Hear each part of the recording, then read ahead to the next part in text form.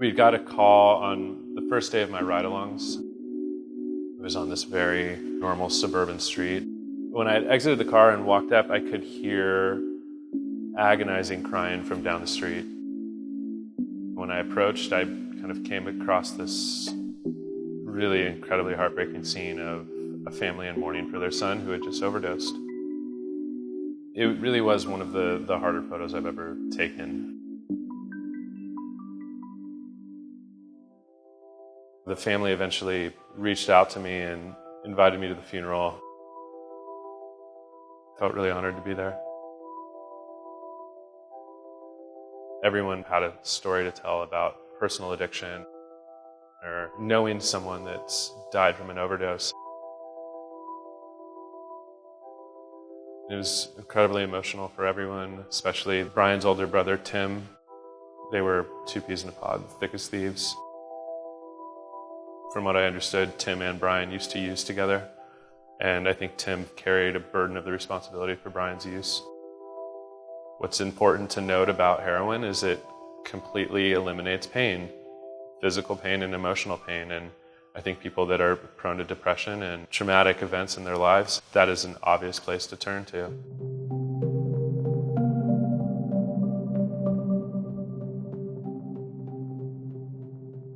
When researching for the story, I had heard about a coroner's office in the city of Dayton.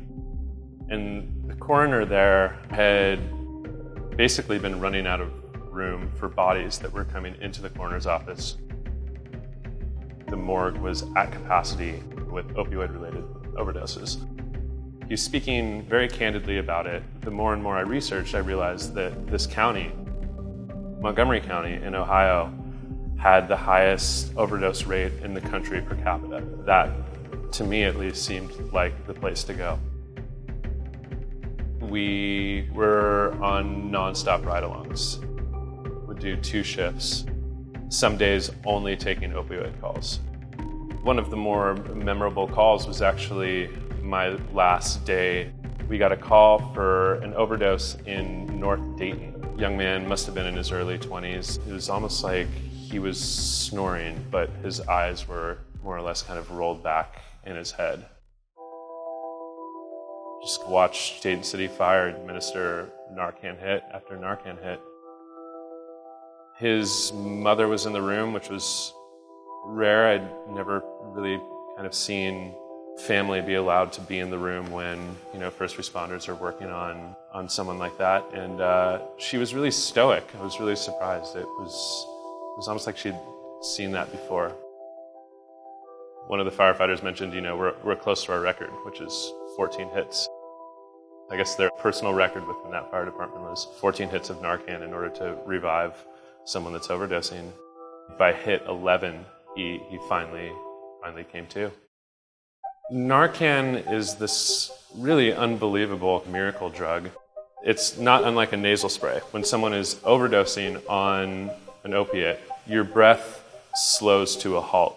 If the first responders can get to you before you fully flatline, you'll be administered Narcan, and that will reverse the effects of the overdose.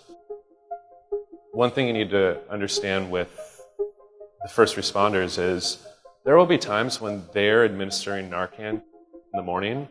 That person will recover, and those same officers will be responding to another call in the evening for the same person overdosing. I think there's a real wall that they need to keep up in order to maintain this sort of matter-of-fact process in order for them to do their jobs efficiently.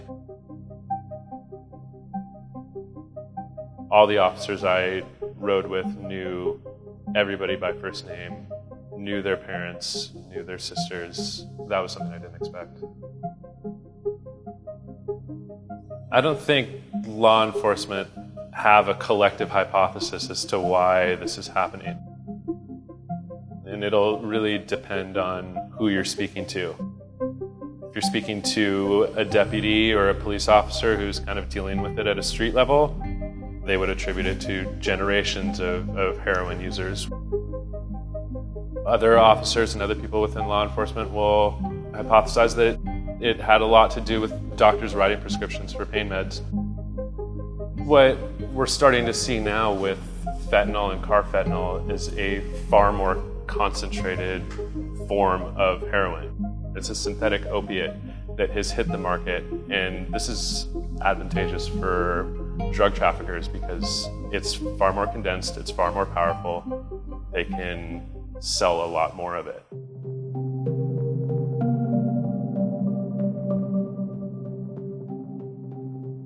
We all, at some point, have to have our wisdom teeth removed or go into surgery.